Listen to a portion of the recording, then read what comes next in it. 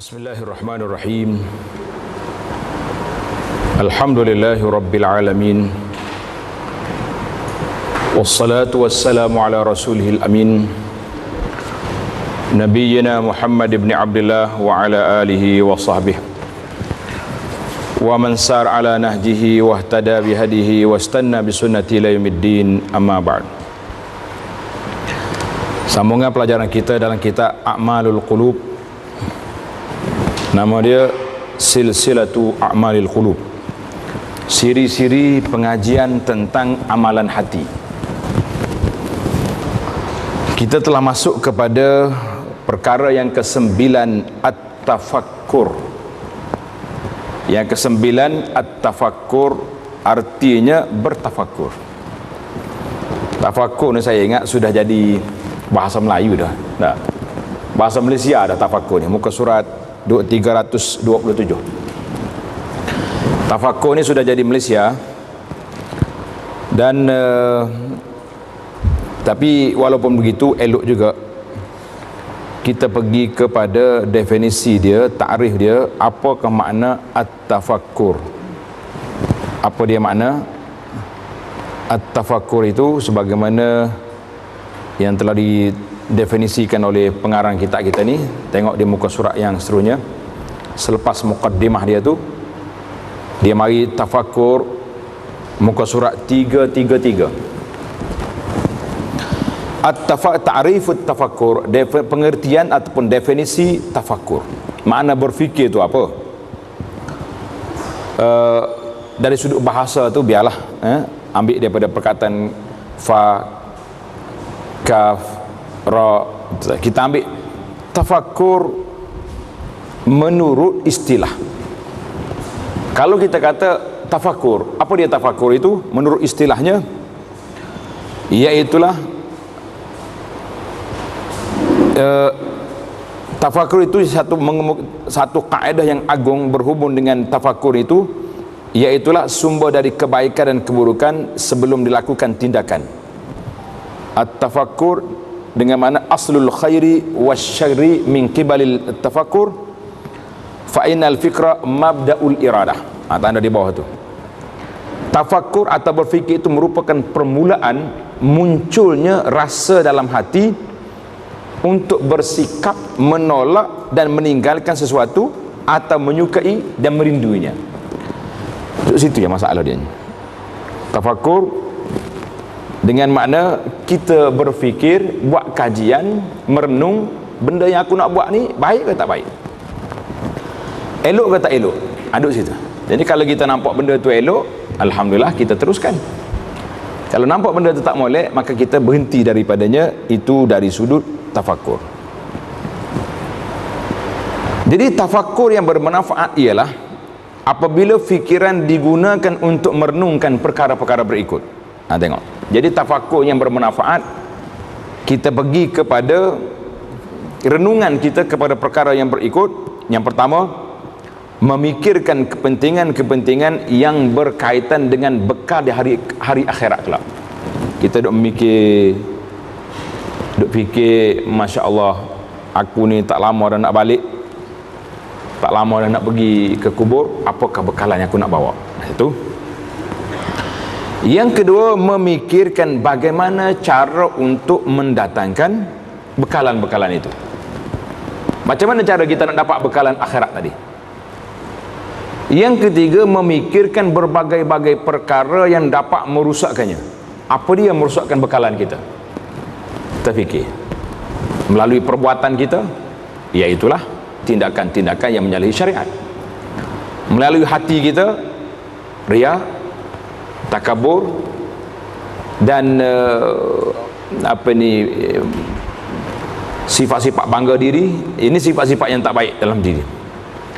Yang keempat, memikirkan berbagai cara bagaimana nak menghindari kerusakan-kerusakan yang berlaku hasil daripada sifat-sifat yang tak baik. Ini 4 perkara. Fikir bekalan, bagaimana nak dapat. 2. Fikir kepada halangan, bagaimana nak menghindari. 3.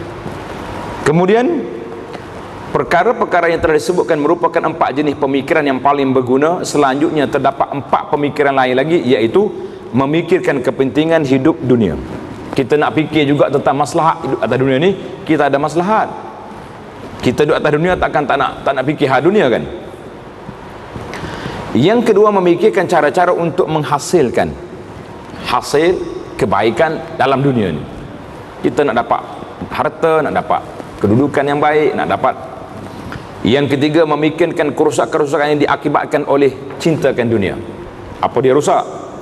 Yang keempat, memikirkan cara-cara untuk menghindarinya. Nah, itu kita tahulah makna definisi tafakur dari sudut bahasanya, iaitulah dikatakan tafakur artinya mengaktifkan hatinya, saya mengambil pengajaran. Jadi hati yang berfikir, buat kerja dengan hati, buat kerja dengan otak pemikiran kita. Dan mengikut istilahnya, iaitulah berfikir tentang bagaimana kebaikan, bagaimana keburukan untuk kita menolaknya. Balik semula kepada mukaddimah kita di awal tadi. Maka itu makna tafakur. Kita pergi kepada semula mukaddimah at-tafakur. Mukaddimah dia tu panjang lah kan. Alhamdulillah allazi irtafa'a fawqal alamin zatan wa qadra ila akhirih. Jadi itu dipanggil mukaddimah. Kemudian selawat dan salam kepada Nabi SAW. Kemudian kita pergi kepada fa innat tafakkur min amal qulub. Tengok di muka surat 328 perenggan 2 dari bawah. Sesungguhnya bertafakur atau berfikir itu merupakan aktiviti hati, amalan hati yang besar. Berfikir itu, tafakur itu merupakan aktiviti ataupun amalan hati yang besar. Miftahul anwar, kunci cahaya kebaikan. Permulaan penglihatan al-istibsar, mana penglihatan hati kita ni, dan jaringan berbagai macam ilmu dan kefahaman. Jadi duduk situ. Kebanyakan manusia telah mengetahui keutamaannya, dan memang sedikit namun mereka tidak mengetahui hakikat dan buahnya, hasilnya. Tahu lebih yang bertafakur, tapi macam mana kita nak hakikat tafakur itu apa? Ada setengah orang ni kalau bertafakur tu bangun berdiri 2 minit. Nah, itu dia panggil tafakur. Itu cara lain. Itu cara tafakur menghormati kematian orang-orang bukan Islam. Sama-sama dia. Lah, kita bukan 2 minit tuan-tuan. Mungkin kita tafakur 1 malam. Daripada lepas solat isyak sampai subuh. Tafakur. Kita tengok nanti. Jadi ramai di kalangan manusia yang tak mengetahui hak keutamaannya dan tidak mengetahui hakikat dan hasilnya, dan memang sedikit sekali dari kalangan mereka yang mahu menggunakan kemampuan daya fikir dan renungannya. Padahal sesungguhnya Allah telah memerintahkan kepada kita menggunakan akal dan fikiran kita untuk bertafakur dan merenung dalam banyak bahagian yang tak terhitung dari kitabnya. Daripada Al-Quran banyak sekali ayat-ayat. Tuan Syekh bawa dalam kitab kita ni 8 ayat tafakur.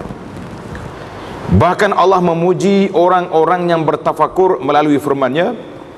Allah Ta'ala sebut alladzina yazkuruna Allah qiyaman wa qu'udan wa ala junubihim wa yatafakkaruna fi khalqis samawati wal ard rabbana ma khalaqta hadza batila. Wahai Tuhan kami, tidaklah engkau menciptakan ini dengan sia-sia. Ma khalaqta hadza batila. Jadi orang tengok, orang-orang yang tengok alladzina yazkurunallah, yang bersebut nama Allah Ta'ala dalam keadaan duduk, dalam keadaan bangun, duduk dan ketika tidur, wa yatafakkaruna fi khalqis samawati wal ard, mereka berfikir tentang kejadian langit dengan bumi. Akhir kali dia kata apa? Rabbana ma khalaqta hadza batila, wahai Tuhan kami, tidaklah engkau menciptakan ini semua sia-sia. Maknanya tak ada faedah lah. Ini itu sifat orang yang beriman bila dia berfikir tentang ayat-ayat Allah. Surah Ali Imran. Atha bin Abi Rabah telah menceritakan. Cerita ni sangat menarik. Tuan-tuan ambil tanda cerita ni. Suatu hari dia pergi bersama dengan Ubaid bin Umair. Ubaid bin Umair mengunjungi, menziarahi ibu Ummul Mukminin Aisyah radhiyallahu anha. Dua orang ni pergi jumpa Aisyah, dua orang tabi'in. Kemudian Aisyah bertanya mereka. Aisyah bertanya. Aisyah ni duduk di sebalik tirai, mana sebalik langsir rumah dia. Aisyah bertanya kepada dua orang ini, wahai Ubaid. Ubaid ni rapat dengan Aisyah tapi jarang datang. Dia bertanya, ya Ubaid, ma yamna'uka min ziyaratina? Apakah yang menghalangimu dari mengunjungi kami? Kenapa lama tak mari ziarah ni? Ibu Ummul Mukminin tanya Ubaid. Ubaid kata apa? Ini menarik kata-kata Ubaid. Ibnu apa ni? Ubaid jawab, Ibnu Ubaid ni, Umair bin Ubaid. Ubaid bin Umair. Ubaid menjawab bahawa yang menghalangnya untuk berkunjung sentiasa menziarahi Aisyah ialah hadis Nabi sallallahu alaihi wasallam. Nabi kata apa? Zur ghibban. Boleh tulis ke? Zur ghibban. Zai ra. Zur ghibban. Ra bab alif. Tazdad hubban. Dia kena baca Quran Arab juga baru menarik. Zur ghibban tazdad hubban. Berkunjunglah dengan jarang-jarang. Jangan hari-hari pergi, orang jemu. Tapi kalau jarang-jarang kita datang, nescaya akan makin menambahkan kerinduan. Betul tak? Oh, lama tak jumpa, Masya Allah, tabarakallah, rindunya saya. Kalau hari-hari jumpa, nak rindu apa lagi? Esok jumpa pula. Jadi kalau kita nak ziarah orang ni, okey lah. Macam kelas kita ni sebulan sekali, tak berasa rindu lah nak ingatkan kita ni. Tapi kalau ajar hari-hari tak mari dah pula, kan? Itu masalah. Kemudian Umair, kemudian Ubaid bin Umair tadi, Ubaid berkata apa? Ceritakanlah kepada kami suatu yang paling menakjubkan yang pernah ibu lihat dari Rasulullah sallallahu alaihi wasallam. Menarik permintaan dia. Dia minta Sayyidah Aisyah cerita kepada mereka apa benda yang sangat ajaib yang ditengok daripada Nabi sallallahu alaihi wasallam. Kata Aisyah, ka kullu amri kana ajaba. Aisyah kata, semua, sebelum dia jawab tu, fabakat. Allahu akbar. Sebelum dia jawab, mendengar soalan itu, Aisyah menangis dulu, sedih dia, sebab dia, sebab pergi tanya soalan nostalgia dia dengan Nabi sallallahu alaihi wasallam. Lalu dia bercerita bahawa setiap urusan dilakukan oleh Nabi sallallahu alaihi wasallam semuanya menakjubkan. Tak ada benda aku nak pilih, pelik belaka, ajaib belaka. Pada malam itu apa jadi? Kata Aisyah, atani fi lailati, Rasulullah sallallahu alaihi wasallam datang ke rumah dia lah pada malam giliranku. Malam giliran dia tidur di rumah Aisyah. Kan Nabi kita ni isteri ramai. Maka Nabi sallallahu alaihi wasallam bersabda, ya Aisyah, zarini ata'abbadu li Rabbi. Tengok Nabi kita beradab. Dia bercakap dengan isteri dia, wahai Aisyah, pada malam ini biarkanlah aku beribadat kepada Tuhan. Mana tak mau tidur. Apa Aisyah jawab? Dalam buku ni ringkas. Tuan boleh tambah lagi. Cerita ni menarik. Ini Aisyah radhiyallahu anha tak kata ya, silakan. Tak. Aisyah meluahkan perasaan dia. Jadi patut isteri kena belajar ilmu dengan Aisyah. Aisyah kata, ya Rasulullah, inni uhibbu qurbak. Wahai Rasulullah, saya sangat suka kalau boleh duduk dekat dengan Nabi sallallahu alaihi wasallam. Tamu-tamu malam tu malam giliran dia. Walakinni uhibbu an tata'abbad. Tapi aku suka juga tengok Rasulullah beribadat. Jadi ini dia panggil adab. Aisyah menggunakan pendekatan yang cukup lunak. Saya benarkan, tapi saya suka duduk dekat Nabi sallallahu alaihi wasallam. Jadi kita pun kalau suami minta izin, contohnya, mak, aku nak pergi saya nak pergi umrah ni. Suami isteri jangan mudah-mudah jawab, pergi je bang, bagus kan ibadat tak. Kata saya suka awak pergi umrah, tapi kalau saya pergi sekali lagi suka. Kan menarik tu jawapan tu. Nampak psikologi tu tinggi. Barulah Aisyah jawab. Aisyah kata apa? Kata Aisyah, Bila dapat keizinan daripada Aisyah tadi, Nabi sallallahu alaihi wasallam pun bangkit mengambil bekas air untuk berwuduk darinya. Kemudian solat sambil menangis hingga air matanya membasahi janggutnya. Subhanallah. Lalu dia sujud sehingga air matanya membasahi tanah. Sujud basah tanah, berdiri basah janggut. Sesudah itu baginda berbaring pada lambungnya, baring sebelah atas usuk dia, sampai Bilal datang kepadanya untuk mengumandangkan azan salat subuh. Bila Bilal datang tengok Nabi duduk menangis, maka Bilal terkejut. Ya Rasulullah, wa ma yubkik wa qad ghafarallahu laka ma taqaddama min zambika wa ma ta'akhir. Wahai Rasulullah, apa sebab tuan menangis sedangkan Rasulullah sallallahu alaihi wasallam telah diampunkan dosa yang lepas, dosa yang kamu mana tak berdosa tuan, menangis buat apa lagi? Maka jawab Nabi sallallahu alaihi wasallam, laqad unzilat alayya al-lailah, wahai Bilal, bagaimana aku tidak menangis? Sesungguhnya malam tadi telah diturunkan kepadaku beberapa baris ayat. Nabi kata apa? Wailun liman qara'aha wa lam yatafakkar fiha. Wailun liman qara'aha wa lam yatadabbara fiha. Celakalah bagi orang yang membacanya, baca ayat ini, lalu dia tidak merenungkan maknanya, tidak bertadabbur isi kandungannya, atau dengan ungkapan lain yang semana. Jadi orang ni bertadabbur, tidak baca Quran tapi tidak berfikir. Subhanallah. Apa nak kata? Maka Nabi kita membaca ayat ini, inna fi khalqis samawati wal ardi wa ikhtilafil laili wan nahari la ayatin li ulil albab. Sesungguhnya dalam penciptaan langit dan bumi dan silih bergantinya malam dan siang terdapat tanda-tanda bagi orang-orang yang berakal. Nabi kata apa? Tengok ni surah Ali Imran ayat 190. Nabi kita sallallahu alaihi wasallam baca ayat ini bila dia bangun daripada tidur.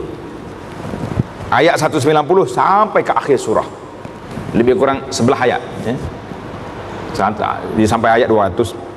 Jadi dia baca.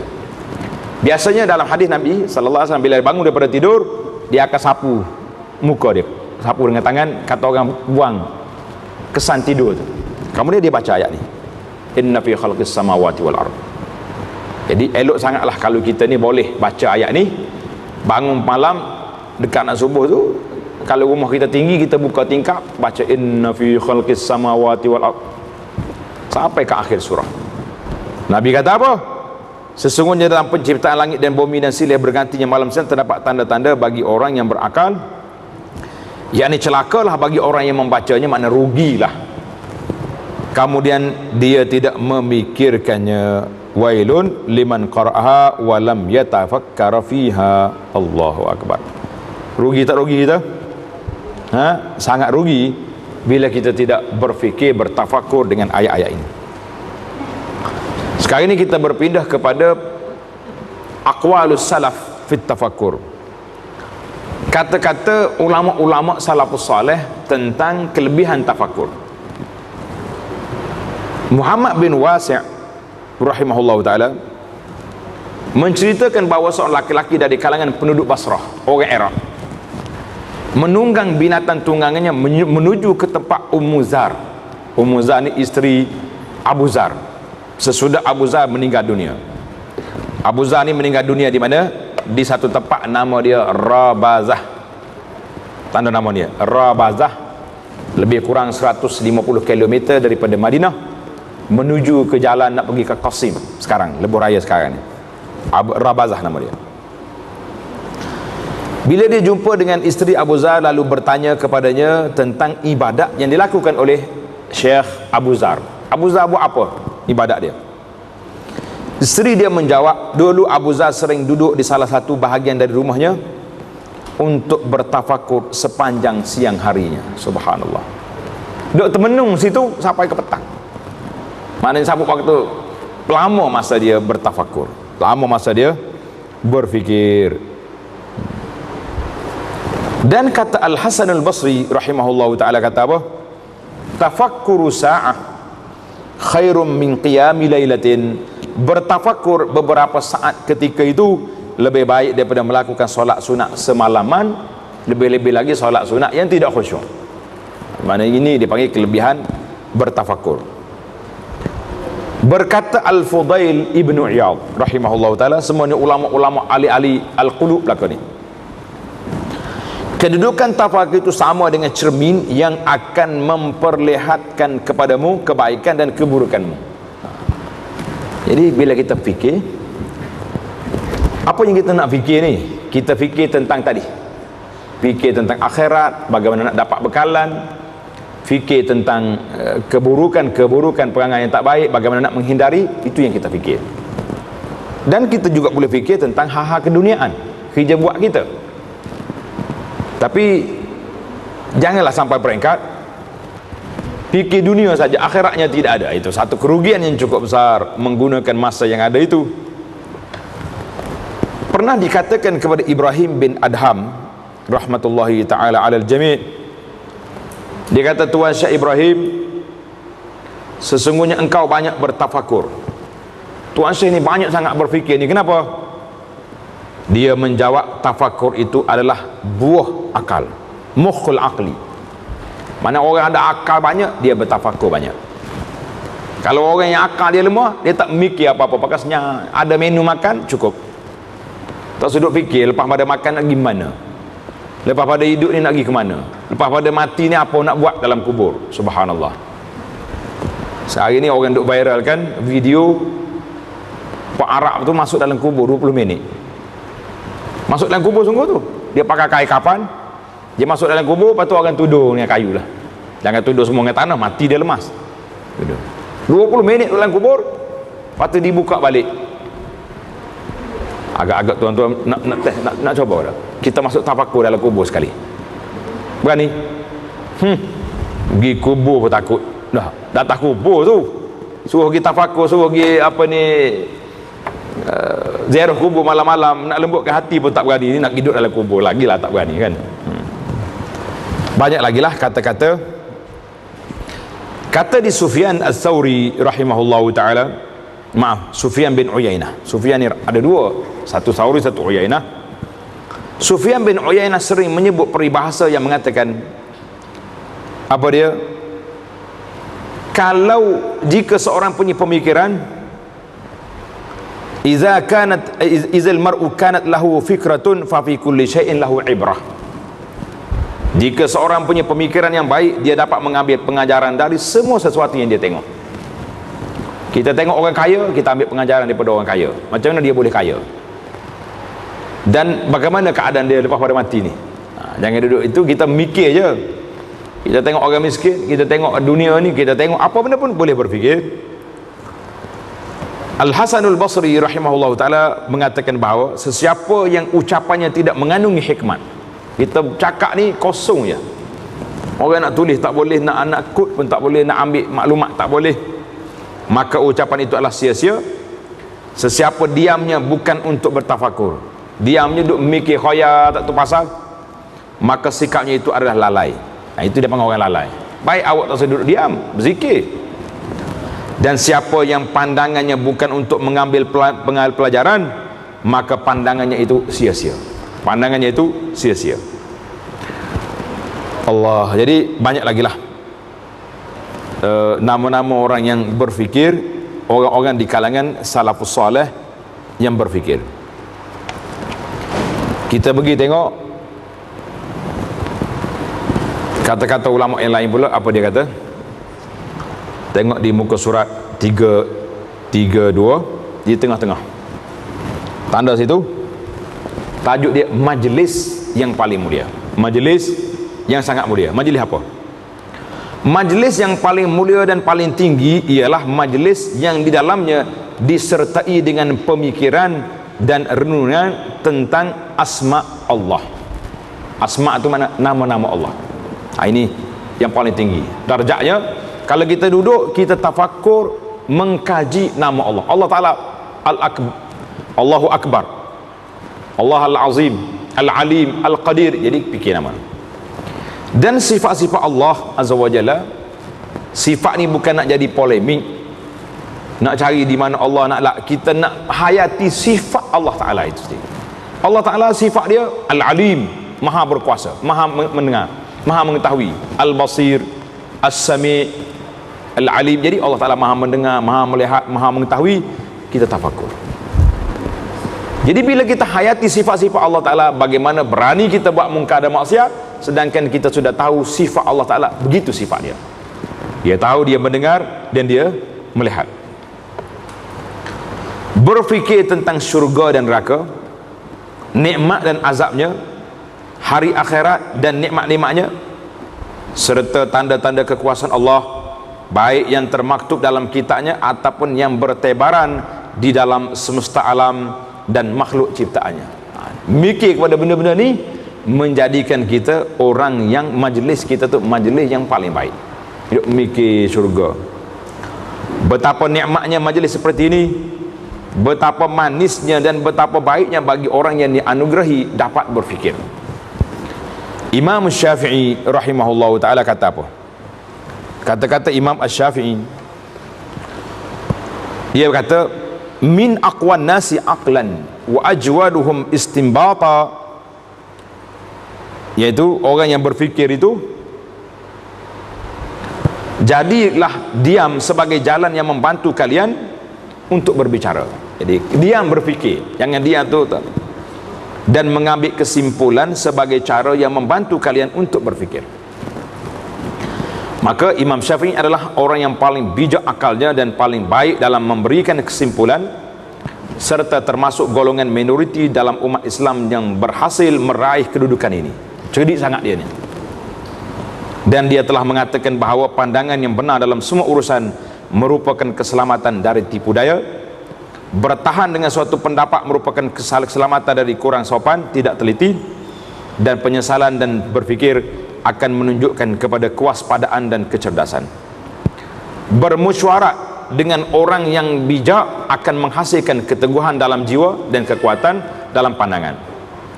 Fikirkanlah dahulu sebelum berniat, renungkanlah lebih dahulu sebelum bertindak, dan bermusyawarahlah sebelum melangkah maju. Jadi Imam Syafi'i telah mengatakan pula bahawa keutamaan itu ada 4. Al-fadailu arba'. Yang pertama, kebijaksanaan yang disokong oleh pemikiran, hikmah yang disokong oleh tafakur, kesucian diri yang disokong oleh kemampuan mengalahkan hawa nafsu, kekuatan yang disokong oleh kemampuan mengalahkan emosi, dan keadilan yang disokong oleh kemampuan mengimbangi kekuatan hawa nafsu. Jadi kata-kata Syafi'i ini memang sangat besar untuk kita berfikir sama-sama di dalam melayari kehidupan kita ini. Satu cerita ni menarik tuan-tuan. Dikatakan sewaktu Imam Syafi'i sampai di Madinah, bila dia duduk rumah Syekh ni, orang letaklah air wuduk, letak air untuk berwuduk dekat dia. Biasalah orang dulu tak ada paip, jadi tuan rumah kena ambil air seteko sebekas, letak sini.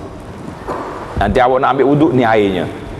Nak buang air, keluar daripada rumah pergi tepi-tepi bukit tu, batu banyak situ, istinja, tak payah guna air. Yang guna air ni puak kita ni. Oh, tak aja guna batu. Kau pernah guna? Ha? Tak berani nak guna, takut tak sah. Dalam kitab fiqh belajar daripada kecil lagi. Istinja dengan batu. Betul tak? Pernah guna tak? Nak kena test sekali, try. Jadi Allahu Akbar. Jadi saya waktu pergi melawat ke China dulu, di China ni tanah dia tak ada air. Tapi tanah kita ni kalau guna batu sombak habislah tanah sudah. Jangan main. Sebab tu hari ni ditukar daripada batu kepada tisu. Baik, balik semula cerita Imam Syafi'i. Jadi Imam Syafi'i rahimahullah ta'ala, dia kata waktu aku nak tidur malam tu, dia fikir satu hadis. Pernah Nabi kita berjalan, tengok seorang kanak-kanak nama Abdullah budak ni duk main burung. Nabi kita pergi, balik pula kanak-kanak ni menangis, burung dia mati. Nabi berkata, ya Aba Umair, ma fa'alan nughir. Hei Abu Umair, budak kecil tapi Nabi panggil Abu. Ya Aba Umair, ma fa'alan Nughir. Abu Umair, apa jadi dengan burung kau? Syafi'i kata, aku duk fikir daripada tadi nak tidur tadi sampai ke subuh. Duk fikir ke hadis ni, aku telah dapat mengeluarkan mi'at masalah, 100 masalah. Agak-agaknya saya bagi hadis ni tuan-tuan malam ni boleh keluar berapa masalah agak-agak. Kau tak sempat baca hadis tu lain dah. Belum baca hadis tu jeruk dah. Tak jadi. 100 masalah, di antaranya kan Madinah tu tanah haram. Boleh ke ambil mai burung ni, burung ciak, Nughir tu mana burung ciak, burung kecil.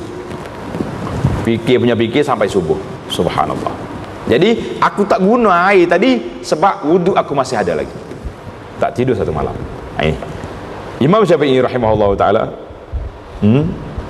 Jadi majlis yang paling selesai kita daripada kata-kata Imam Asy-Syafi'i rahimahullah ta'ala, kita berpindah kepada ayatun. Sebelum pergi pada ayat ni, orang yang berakal pasti orang itu akan bercakap, melakukan perbuatan-perbuatan yang cukup menarik. Jadi yang pertama sekali syarat nak berfikir itu iaitulah kena ada ilmu. Tengok di sini muka surat 334 di tengah-tengah, Ibnu Qayyim mengatakan bahawa pokok pangkal bahagian yang pertama ialah dengan memusatkan fikiran untuk merenungkan nikmat-nikmat Allah Ta'ala, perintah dan larang-larangnya.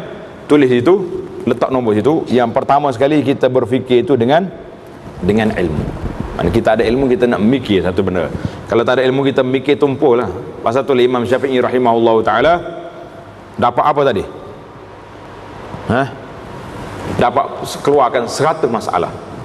Kalau kita dapat 2-3 masalah pun kita kira hebat dah tu kan, sudah dikira hebat. Baik, bila kita dapat kategori benda-benda yang kita nak fikir tadi, fikir tentang ilmu, tentang makrifah, tentang mahabbah, tentang segala perkara, kemudian kita fikir tentang dunia dan isi kandungannya, maka di sini terdapat Allah SWT telah menyebutkan dalam kitabnya Al-Quran perihal tafakur diikuti dengan mengetengahkan berbagai contoh. Bila dia bawa tafakur, ada beberapa contoh dalam masalah ini, dan bermacam-macam nikmat dan pelbagai makhluknya. Demikian pula setiap perkara yang kita lihat di alam maya ini yang semuanya menunjukkan akan kekuasaan Allah. Berikut adalah sebahagian dari ayat-ayat yang menyebut tentang perintah untuk menggunakan fikiran. Jadi ayat-ayat ini memerintahkan kita untuk gunakan fikiran. Satu, Allah Ta'ala suruh tafakkaru, la'allakum tatafakkarun, kamu berfikir. Dan pujiannya kepada orang yang menggunakan fikiran, Allah Subhanahu Wa Ta'ala juga puji kepada orang-orang yang menggunakan fikiran. Orang-orang yang menggunakan fikiran.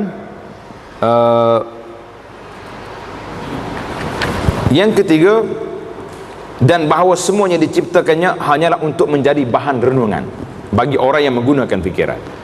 Jadi dalam ayat ni 3 kategori. Satu, galakkan supaya bertafakur. Yang kedua, Allah puji orang bertafakur. Yang ketiga, bahan-bahan untuk ditafakurkan. Jadi dalam Quran ada 3 kategori, ada 3 pembahagiannya di dalam Al-Quranul Karim. Pertama, ayat yang pertama, tuan-tuan ambil ni. Saya nak baca yang pertama aja. Yang 7 lagi tu para jemaah buka kitab kita ni baca. Sebab masa kita sangat terhad kan? Masa sangat terhad. Ayat yang pertama, qala Allah Ta'ala, ayawaddu ahadukum an takuna lahu jannatum min nakhilin wa a'nabin tajri min tahtiha al-anhar lahu fiha min kulli thamarat wa asabahu al-kibar wa lahu dhurriyyatun du'afa'u fa asabaha i'sarun fihi narun fahtaraqat kadzalika yubayyinu Allahu lakumul ayati la'allakum tatafakkarun. Surah Al-Baqarah 266. Saya akan baca satu-satu. Para pelajar jemaah kita ni tanda, letak nombor. Sebab ini dipanggil ayat tafakkur. Kita nak fikir. Yang pertama sekali, apakah ada salah seorang di antaramu yang ingin memiliki kebun kurma yang anggur yang mengalir di bawahnya sungai-sungai? Tengok, Tuhan kata dalam Quran ini, antakuna lahu jannatun, bukannya kebun kecil, satu, orang panggil satu ladang, memiliki ladang anggur dan kurma. Cukup itu makanan Arab. Kita sebut padi dengan jagung yang tak banyak pada, kurma dengan anggur. Macam mana dia punya landscape, macam mana dia punya kebun ni, gambarkan. Tajri min tahtihal anhar. Tulis nombor 2, sifat kebun mengalir di bawahnya sungai-sungai. Allahu Akbar. Ada waterfall, ada air terjun. Cantik. Comel ke tak? Fiha min kulli samarat. Yang ketiga, kebun itu mempunyai segala buah-buahan, buah-buah masak, cantik. Kemudian wa asabahul kibaru, setelah dia memiliki kebun yang begini cantik, yang comel, yang lawa, yang penuh dengan pokok-pokok dengan air ini, kemudian datanglah masa tua. 3, tua dah sudah. Walahu dzurriyyatun du'afa, dan dia juga mempunyai keturunan zuriat yang masih kecil. Ayah sudah tua, kebunnya cantik, anak masih kecil. Apa nak buat? Fa asabahu i'sarun fihi narun fahtaraqat, maka kebun itu ditiup angin kuat, mari angin taufan yang mengandungi api dalamnya, lalu terbakarlah kebun, hangus habis kebun. Kadzalika yubayyinu Allahu lakumul ayati la'allakum tatafakkarun.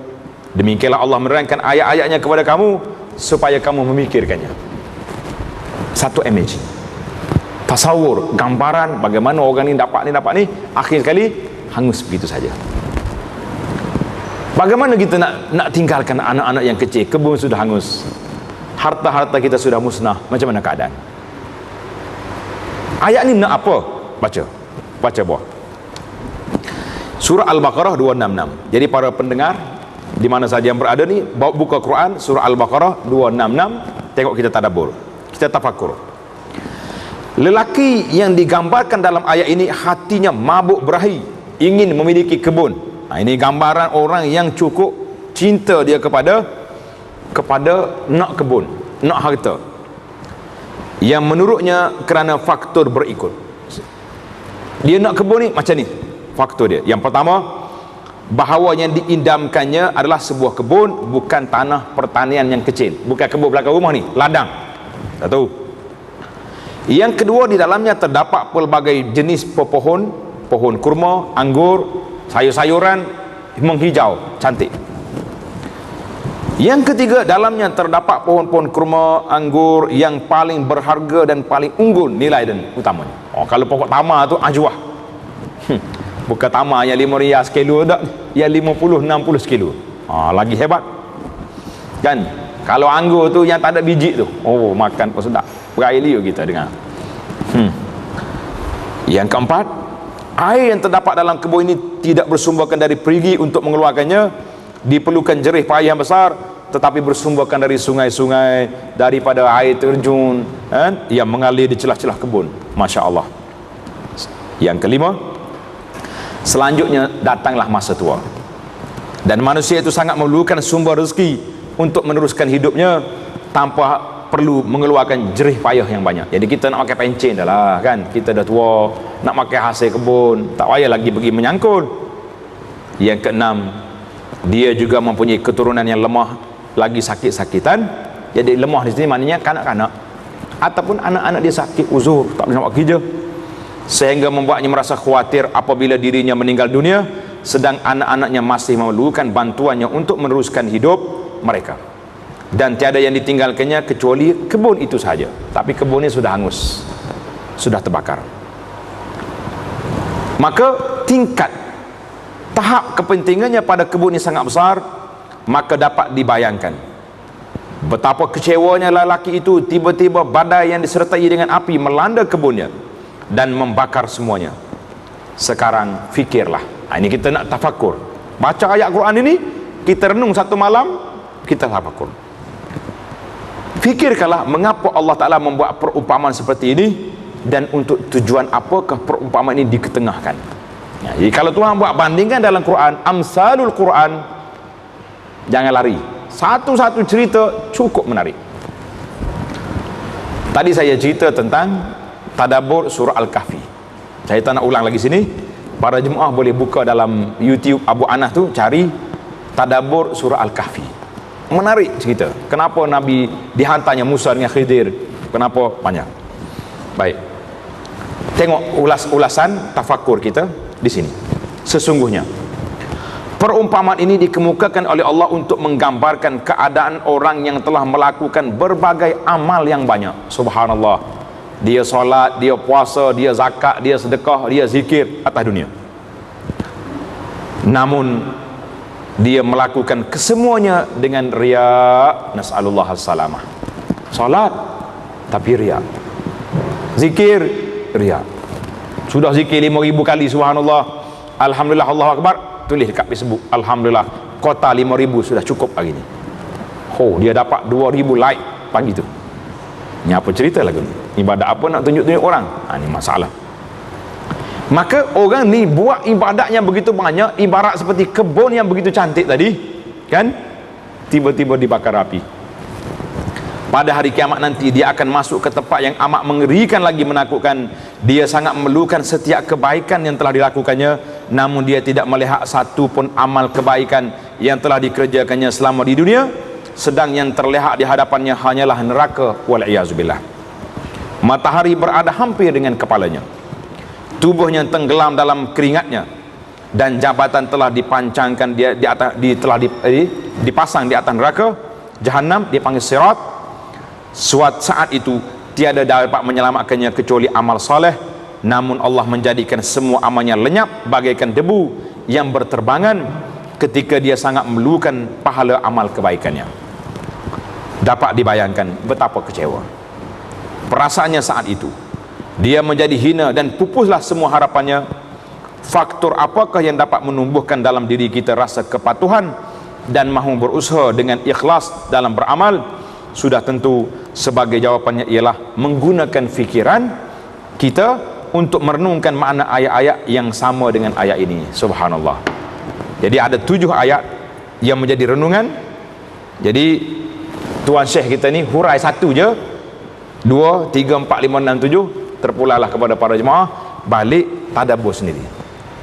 Nanti kita jumpa dalam bulan depan ni, ataupun atas surat ke saya secara PM, tulis saya dalam ayat yang kedua saya sudah tadabbur dapat gini-gini. Tak jadi masalah, silakan. Di alam maya gini, untuk ustaz-ustaz kita ni, sudah ada satu kumpulan yang dipanggil grup tadabbur. Grup tadabbur yang duduk di sini 50 orang atau lebih asatizah, ustaz-ustaz yang bertaraf doktor, profesor dalam bidang tafsir dan bidang ahmadi. Masing-masing hebat. Contohnya kata hari ni kita tadabbur ayat ni. Ayat yang kita baca tadi surah apa? Surah Al-Baqarah 266. Dia tak ayat itu masing-masing mengeluarkan tafakur. Orang ni tengok, dia tulis. Ustaz ni pula tulis. Imam ni tulis. Profesor ni tulis. Akhirnya dia kumpul. Ayat ini dapat kita tafakur dengan dia, dapat kita tadabbur dengan dia, 50 faedah, dan daripada satu ayat dikeluar sebuah buku. Subhanallah. Saya sendiri alhamdulillah walaupun tidak banyak ilmu, tapi mengikuti perkembangan dia orang ni, kerdil sangat kita, Masya Allah. Kadang-kadang macam duduk di pasti dia keluar, dan dalam banyak-banyak tu yang tak pernah kita terfikir dalam kepala kita, ini rupanya tafsir ayat ni. Subhanallah. Karena itulah ulama mengatakan berinteraksi dengan Quran ini seperti seorang tukar pancing masuk di laut dalam. Kalau pancing setakat beli main tepi-tepi laut, dia tak jadi. Pergi tengah, apa kita dapat? Ikan besar, lagi tinggi, lagi besar dia punya. Mana orang yang masuk dalam lautan tafsir, ilmu, tafakur, tadabbur Quran ini, memang dia tak akan keluar kecuali dengan bertambahnya keimanan dia kepada Allah Azza wa Jalla. Allahu Akbar. Tengok tuan-tuan dengar, bukan semangat dah. Jadi kalau tidak, kita tafakur lagi ayat yang kedua, yang kelima sampai tujuh ni, sampai gelap kita duduk sini insya-Allah. Kita pergi kepada muka surat 340. Dia tulis An-Nabiyyu sallallahu alaihi wasallam yu'allimuna at-tafakkur. Tengok di tengah-tengah selepas ayat yang ke-8. Muka surat 340, lepas ayat yang ke-8, hendaklah seorang hamba merenungi makna yang terkandung dalam Al-Quran ini dan kekuatan ungkapannya. Bahasa Quran itu sangat tinggi, yang seandainya diturunkan kepada sebuah gunung, nescaya gunung itu akan runtuh. Maka bagaimana keselayaknya pengaruh yang muncul dalam jiwa seorang hamba saat berinteraksi dengan Quran. Adapun Nabi sallallahu alaihi wasallam telah mengajarkan kepada kita cara bertafakur. Macam mana? Iaitulah ketika Nabi kita bangun pada waktu malam, memandang ke arah langit, lalu membaca Al-Quran. Ayat mana tadi? Ayat yang kita baca awal tadi, inna fi khalqis samawati wal ard, sampai ke akhir surah Ali Imran. Muslimin dan muslimat para jemaah sekalian, kalau tak dapat buat banyak malam pun, ambillah satu malam, kita bersedia letak Quran siap-siap depan kita dengan terjemahannya, dengan apa, kita bangun awal, sapu mengantuk di muka kita tu, sebelum kita bertahajud, baca ayat Quran. Inna fi khalqis samawati wal ard waqtilafil laili wan nahar. Kalau malam tu malam cerah langit, kita buka tengok tingkap bagaimana bintang-bintang di langit, bagaimana langit itu sendiri besar, bagaimana Allahu Akbar. Kita boleh berfikir, bertafakur. Dalam kitab Sahih Al-Bukhari telah disebutkan sebuah hadis melalui Ibnu Abbas radhiyallahu anhuma, bahawa Nabi telah membaca ayat tersebut, baginda langsung bangkit dan berwuduk, lalu mengerjakan solat sunat 2 rakaat. Sesudah itu Nabi kita keluar untuk solat subuh di masjid. Maknanya ayat itu dibaca sebelum tahajud, sebelum kita keluar ke masjid. Oleh sebab itu, hubungan dengan hal ini ada dua pendapat. Yang pertama menyebutkan bahawa bacaan dilakukan sebelum berangkat solat subuh, sebelum berwudu dan sebelum menunaikan sunat fajar. Ada juga pendapat lain menyebutkan bahawa bacaan tersebut dilakukan sebelum melakukan qiyamul lail. Mana lepas kita pergi tandas semua, sebelum qiyamul lail baca ayat itu dulu. Jadi saya kata insya-Allah tidak menjadi masalah apa-apa kepada kita. Yang pentingnya kita nak tadabbur masa mana, silakan. Eloknya di awal pagi, waktu tahajud, waktu sahur, itu yang menarik. Kita pergi kepada, berpindah kepada fawaidut tafakur. Faedah tafakur ni ada berapa? Dalam kitab kita ni sebut, insya faedah dia saja ada beberapa perkara, boleh tanda situ. Tengok di muka surat 341. Fawaidut tafakur, faedah bertafakur itu, yang pertama ialah takthirul ilm, memperbanyakkan ilmu dan mendatangkan dia panggil mendatangkan pengetahuan. Dia panggil dalam bahasa Arab kata antaju, intaj. Intaj ini macam kita kilang, kita keluarkan produk, itu maksud intaj. Maknanya dengan kita tafakur, kita dapat ilmu dan kita boleh mengeluarkan suatu pandangan, suatu pemikiran, suatu perasaan yang berbeza dengan kita berfikir. Ini yang kita nak. Kerana sesungguhnya apabila ilmu telah terhimpun dalam hati, maka dengan sendirinya terhimpunlah berbagai pengetahuan asasi yang tersusun dengan rapi secara khusus dalamnya, kemudian membuahkan pengetahuan yang lain. Pada kesimpulannya, suatu pengetahuan merupakan hasil produk dari pengetahuan lain. Jadi kita, dengan kita bertafakur, kita dapat satu benda lain. Apabila pengetahuan yang lain telah bergabung bersama dengan pengetahuan yang sudah ada, maka akan lahir produk lain. Jadi dari manakah para ulama berjaya mengeluarkan buah pikirannya, berupakan ilmu fiqh, ilmu usul al-fiqh, ilmu tafsir, semuanya mari daripada ayat-ayat Quran. Pernah diceritakan orang pergi jumpa Imam Syafi'i rahimahullahu ta'ala. Dia kata, Imam, macam mana kita nak tahu masalah itu? Imam Syafi'i cakap, bagi saya masa 3 hari. A'tini salasa ayam, amhilni, bagi tempoh 3 hari. Jangan pula kata Imam Syafi'i pun tak reti juga, nak 3 hari nah. Tak. Sebab apa 3 hari? Sebab dia akan baca, dia akan khatam Quran setiap 3 hari. Mana dia baca 10 juz satu hari. Dia baca dengan tafakur. Juzuk 1 hingga 10 tak jumpa jawapan. Masuk 10, 11 hingga 20. 11 20 21 hingga 30. Bila khatam Quran, dia akan jumpa di mana ke ayat yang dia nak istimbak kepada jawapan kepada soalan yang ditanya tadi. Subhanallah. Ini dia panggil i'malul fikri. Cukup menarik. Kita perlu sangatlah kepada menggunakan fikiran. Tapi ingat, jangan tafsir Quran tu dengan fikiran. Itu tak boleh. Kata di ulama, man fassara al-Qur'ana bi ra'yihi, siapa dia tafsir Quran dengan otak dia saja, seperti sebahagian daripada anak-anak orang Islam hari ni, dia tafsir Quran dengan otak dia kata tak ada dalam Quran pakai tudung-tudung ni. Ni semua ni kerja-kerja ulama-ulama yang buat menyusahkan wanita ni. Pula itu tafsir Quran bil ra'yi. La. Kita kena tafsir dengan apa yang ditafsirkan oleh para ulama, kan? Nah, jadi ini. Maka hasil daripada i'malul fikri, tafakur, itulah para ulama telah merenung ayat-ayat Quran, maka mereka telah mengeluarkan hukum dan istinbat. Subhanallah. Jadi contohnya, kalau ada masalah-masalah yang pelik berlaku, masalah yang pelik ni, contoh di sini tengok, ada ulama ni cakap macam ni, ada ulama ni cakap macam ni. Orang ramai datang menghadap Imam Abu Hanifah. Imam Abu Hanifah rahimahullahu ta'ala. Lalu mereka bertanya pada dia, ini seorang laki-laki dan ini adalah saudaranya. Laki-laki, ini saudara dia. Kami telah menikahkan keduanya dengan 2 orang perempuan kembar. 2 orang beradik laki-laki pergi nikah dengan perempuan yang kembar juga. Namun ketika malam pertama berlangsung, terjadilah kekeliruan, tukar bini. Jangan main-main, biasa hak kembar ni, kembar seiras tak? Oh, bahaya sekali, jangan ada buat lagu tu. Apa jadi? Kerana ternyata lelaki yang pertama masuk ke bilik isteri lelaki yang kedua dan sebaliknya, dan keduanya masih belum mengetahui kekeliruannya kecuali setelah pagi esok. Pagi esok, rasa bini aku lain sikit, yang ni kata rasa lain sikit, tukar. Apa nak buat? Tidur siap dah ni.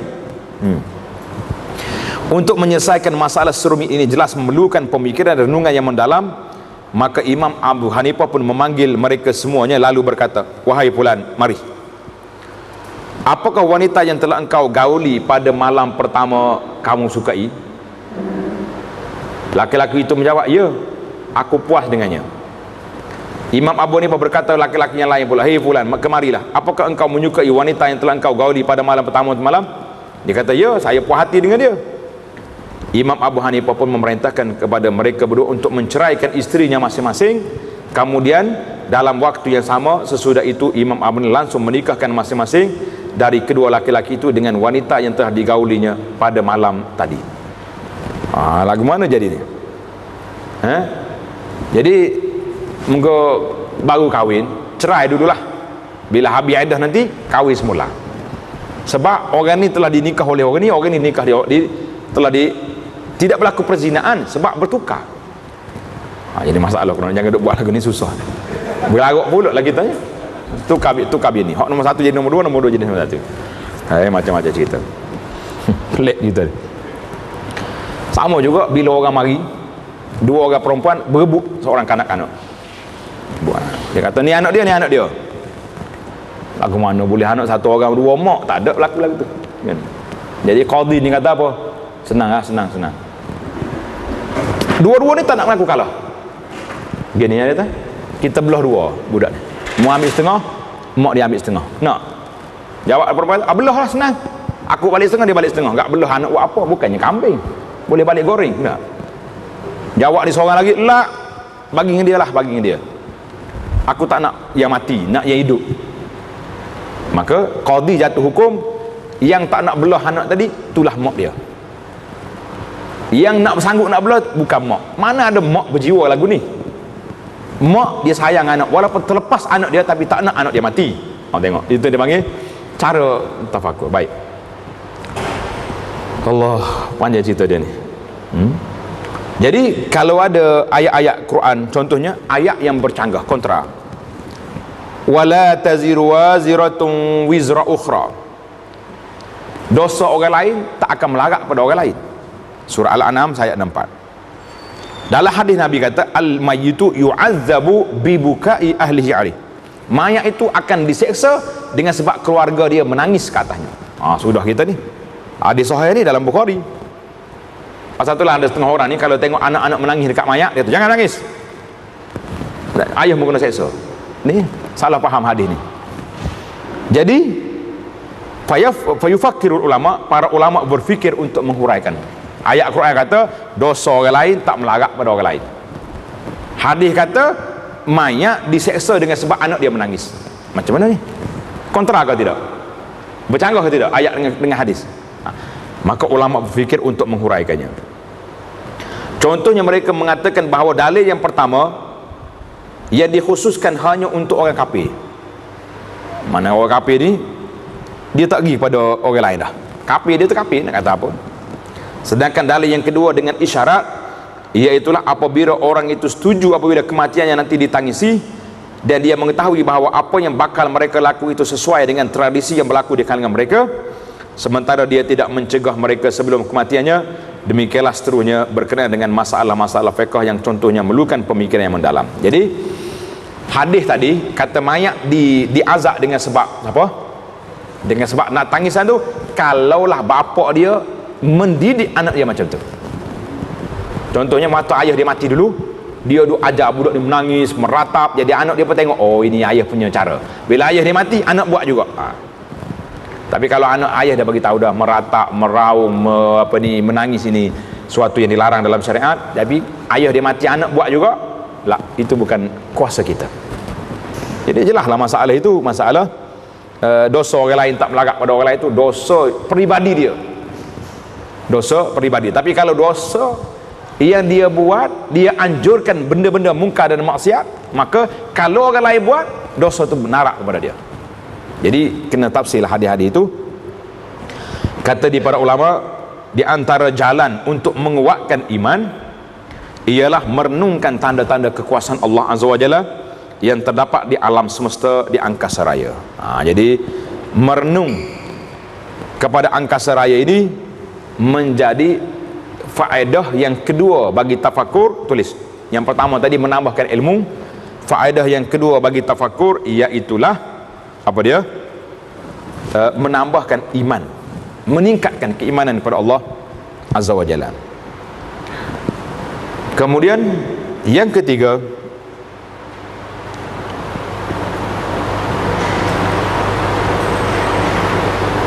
tengok muka surat 343 di tengah tu. Cintakan kepada Allah dari buah pikiran, berbentuk buah pikiran kerana merenung nikmat-nikmatnya. Jadi dengan kita merenung nikmat Allah Ta'ala, kita berfikir nikmat Allah Ta'ala, akan melahirkan samarat cinta kita kepada Allah Azza wa Jalla. Kita orang bagi duit dengan kita pun kita sayang dia. Ini Allah beri segala-gala. Wa in ta'uddu nikmatallahi la tuhsu. Kalau kamu hitung nikmat Allah Ta'ala, tak terhitung. Tapi kena hitung. Untuk apa kita hitung? Untuk syukur. Allah beri mata, beri telinga, beri itu, beri ini. Jadi kita dapat nikmat syukur kepada Allah Azza wa Jalla. Ada orang salah faham. Tuhan kata wa in ta'uddu. Kalau kamu hitung nikmat Allah Ta'ala, kamu tak terhitung. Jadi jangan hitunglah, kena hitung. Tapi walaupun tidak terhitung, kita sekurang-kurangnya kita dapat menjiwai, merasai nikmat Allah Ta'ala besar dan kita bersyukur kepada Allah Azza wa Jalla. Yang keempat, al-basiratu min thamarati tafakkur, iaitulah cinta kepada Allah Ta'ala tadi mari daripada sana. Dan demikian juga tengah-tengah tu. Tulis nombor 4 itu, tafakur juga merupakan digunakan jalan untuk memahami syariat Allah Ta'ala dengan cara pandangan mata hati. Jadi basirah, bila kita mikir banyak, maka mata hati kita akan cerah. Kita senantiasa mengingati Allah Azza wa Jalla. Tamaklah kita, itu ada 4 faedah tafakur. Kemudian kita berpindah kepada majalatul tafakur, medan. Tulis itu bawah tu muka surat 343. Apakah yang dimaksud dengan mentafakuri diri? Tafakur fin nafsi. Jadi tulis itu, medan bertafakur tu ada beberapa perkara. Yang pertama sekali, at-tafakkur fin nafsi, kita tafakur pada diri kita sendiri. Tafakur kepada diri kita sendiri. Apakah maksud tafakur diri itu? Termasuk dalam pengertian tafakur mengenai penciptaan Allah ialah bagaimana dia menciptakan jiwa manusia dan tubuhnya. Allahu Akbar. Tuhan kata, wa fi anfusikum afala tubsirun. Pada diri kamu tak tengok kah? Tuan-tuan nak tengok diri kita senang je. Pergi di internet, buka cari Google, tengok dalam YouTube, cari kejadian manusia. Tulis kat orang putih pun tak apa. Akan keluar, Masya Allah, janin macam duduk dalam perut mak. Subhanallah. Satu alam, satu dunia yang lain yang begitu kuat. Kemudian muka surat 344 di bawah sekali, termasuk dalam pengertian tafakur ialah mentafakuri ciptaan Allah. Kita tafakur pada makhluk Allah, kita tengok pada alam, tengok bukit, tengok langit, tengok hayawan-hayawan, daripada hayawan yang paling besar sekali gajahnya, tengok pada hayawan yang paling kecil semut. Dalam Quran Tuhan sebut semut satu surah. Dalam Quran Tuhan sebut ba'ud, nyamuk. Buat apa sebut nyamuk tu? Orang kafir kata apa faedah sebut nyamuk ni? Kan? Tapi kalau kita tafakur, tengok pada kejadian nyamuk, ajaib Allah, ada 100 mata dia. Coba tengok dalam keajaiban nyamuk. Tengok dalam ni kajian yang dibuat oleh pengkaji-pengkaji, dibesarkan nyamuk, kita tengok dia, subhanallah, makhluk yang cukup ajaib. Allah. Semut ada bandar dia dalam tanah, dia panggil wadin nabli, suatu buah bandar dalam tanah. Kalau tuan-tuan rajin malah nak cari, tengok dalam Facebook Abu Anas tu, disebut saya di bawah nama saya tu, tengok dalam video-video pendek yang ada. Saya ni suka bila jumpa video pendek, saya letak kat situ. Untuk apa? Ni, bila macam ni lah kita nak suruh masyarakat merenung, tafakur kepada makhluk Allah Azza wa Jalla. Jangan duduk makan saja makhluk Tuhan ni, renung pada dia juga. Tengok kambing, tengok unta. Allah sebut dalam Quran, wa fi apa ni, afala yanzuruna ilal ibli. Mu tak tengok ke unta? Tuan-tuan, sekali kita pergi renung unta, sampai petang duduk situ. Tapi sekali minum susu unta, balik cepat ke hotel, sakit perut. Tak biasa minum susu, jangan main. Tapi susu unta cukup menarik. Baiklah, kita pergi terus lagi kepada tafakur pada makhluk Allah tak ni, panjang sekali. Tuan-tuan baca buku ni, jangan tak baca, sangat menarik, sangat menarik. Kemudian Allah Subhanahu Wa Taala minta supaya kita al-amru bitafakur, arahan supaya kita sentiasa bertafakur kepada Allah Azza wa Jalla di muka surat 356 di tengah-tengah 356. Allah telah memerintahkan kepada kita menggunakan akal kita untuk mentafakuri makhluk ciptaannya, dan dia memuji hamba-hambanya yang mahu menggunakan fikiran. Tuhan kata, wa yatafakkaruna fi khalqis samawati wal ard awalam yatafakkaru fi anfusihim. Kamu tak berfikir ke, tak tengok ke diri kamu, daripada mana kamu datang? Subhanallah. Kemudian tadi kita tafakur diri kita, yang kedua tafakur pada makhluk Allah, yang ketiga tulis muka surat 357 di tengah-tengah tu. Nombor 3, tafakur kepada perjalanan kita ke akhirat. Mentafakur itu nombor 3. Mentafakuri perkara akhirat termasuk hal yang sangat penting. Meskipun kita belum pernah melihat akhirat, belum pernah ke sana, dan kita sekarang tidak mempunyai sesuatu pun dari sesuatu buah-buah syurga atau rantai neraka, tetapi mempunyai nas-nas yang menggambarkan kepada kita hal tersebut dengan gambaran yang sangat jelas. Gambaran yang sangat jelas. Bagaimana keadaan kita pada hari akhirat nanti? Semua gambaran dan perincian ini termasuk rahmat dari Allah agar kita mendapat sesuatu untuk kita tafakur. Alhamdulillah para jemaah sekalian, yang terakhir sekali iaitulah aqwalus salaf, bagaimana ulama-ulama dulu mengambil masa yang cukup lama untuk bertafakur. Jadi kita pilih 2-3 cerita. Yusuf bin Asbat. Yusuf bin Asbat, salah seorang murid Sufyan Ats-Tsauri, telah menceritakan, pada satu malam sesudah solat Isya, Sufyan berkata kepadaku, ambillah air wudu, aku nak wudu. Dia membawa air, kemudian dia menerimanya dengan tangan kanannya, lalu memegangnya dengan tangan kirinya. Dia terima, pegang tangan kiri. Sesudah itu dia bertafakur, sedang aku mengantuk. Yusuf kata, aku mengantuk, saya pun tidur. Ketika aku bangun waktu fajar, ternyata bekas air wudu itu masih berada di tangannya seperti asal. tak bergerak air. Lalu saya kata, Syekh, fajar dah terbit dan subuh dah ni. Sufyan menjawab, semenjak engkau menyerahkan wadah air wuduk ini, aku sentiasa tenggelam dalam tafakur itu, memikirkan perangan hari akibat. Duk ingat ke mati, ingat ke akhirat, subuh. Allahu Akbar. Jadi ini di antara benda-benda yang pelik-pelik, yang ajaib-ajaib. Itu cerita Yusuf bin Asbat. Mengapa Allah menceritakan perihal tanda-tanda hari kiamat? Jadi Tuhan buat tanda kiamat ni untuk kita tafakur, untuk kita berfikir. Kata di Ibnu Abbas, 2 rakaat yang sederhana saja disertai dengan tafakur, khusyuk, lebih baik daripada melakukan solat sunat malam hari. Satu malam kita solat berpuluh rakaat tetapi tanpa menyertakan hati dalamnya. Kata Umar bin Abdul Aziz, mentafakuri nikmat Allah Ta'ala merupakan ibadat yang paling utama. Suatu hari Umar menangis. Ketika ditanya mengenai keadaannya, dia menjawab, aku memikirkan dunia, kesenangannya dan syahwatnya, dan aku mendapat pelajaran daripadanya setelah merenungkannya. Ternyata sebelum habis kesenangannya, dia dikeruhkan oleh kepahitan, meskipun dalamnya dirasakan oleh orang yang berinteraksi dengannya tidak mengandungi pelajaran, namun masih terdapat nasihat bagi orang yang mahu menerima peringatan. Maknanya kita ni sudah seronok je hidup atas dunia ni, tiba-tiba mati, tak nak buat apa dah. Allah. Jadi para jemaah sekalian, banyak lagi lah kata-kata para ulama tentang tafakur. Manusia seharusnya mengabdikan tafakurnya dalam melakukannya dalam waktu yang cukup lama, kerana sungguhnya bertafakur akan menghantarkannya meraih redha Allah Azza wa Jalla, melapangkan dadanya, menenangkan hatinya, mewariskan rasa takut dan segan kepada Allah, mewariskan ilmu dan hikmah, menajamkan penglihatan, menghidupkan hati manusia, dan menghantarkannya di sana untuk mengambil pelajaran dan peringatan dari perjalanan hidup orang-orang yang terdahulu. Itu dia buah penutup. Inilah yang disebut dengan tafakur, suatu aktiviti hati yang besar. Kami memohon pada Allah Azza wa Jalla, semoga Allah menjadikan kita termasuk orang-orang yang berfikir, termasuk orang-orang yang menggunakan akalnya, dan termasuk di kalangan orang-orang yang mahu mengambil pelajaran dan renungan daripadanya. InsyaAllah. Subhanakallahumma wa bihamdika, asyhadu an la ilaha illa anta, astaghfiruka wa atubu ilaik.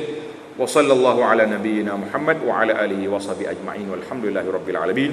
Jadi insyaAllah kita akan sambung lagi yang ke-10, al-mahabbah, rasa cinta kita kepada Allah Azza wa Jalla.